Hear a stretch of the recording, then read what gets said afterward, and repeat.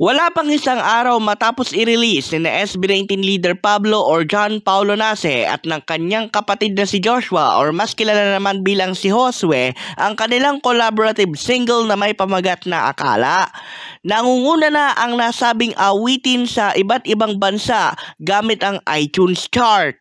Sa opisyal na tabulation na natanggap ng Mabuhay Radio News mula sa iba't ibang forum ng mga SB19 fans kabilang na ang 18 Global Society, number 1 ang Akala sa mga iTunes chart ng Pilipinas, Hong Kong at United Arab Emirates, habang number 10 ito sa Singapore, number 12 sa Israel, number 13 sa Finland, number 19 sa Ireland, number 40 sa Norway, number 71 sa Canada, number 79 sa Thailand at number 81 sa Australia.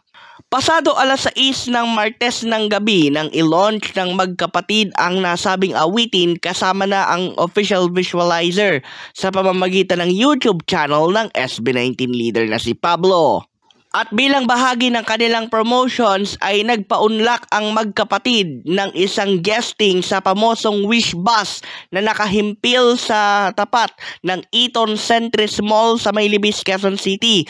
At gaya ng inaasahan, dinumog sila ng mga 18 na kalalabas lamang ng kanilang trabaho o di kaya naman ay nag-undertime para lamang masilayan ang kagwapuhan ng tubong Imus Cavite kasama na ang kanyang kasosyo sa larangan ng musika. Para sa Mabuhay Radio News na walang takot at walang pinapaboran, ito ang Senbat sa Patrol No. 2, Stephen Saraspe Perez.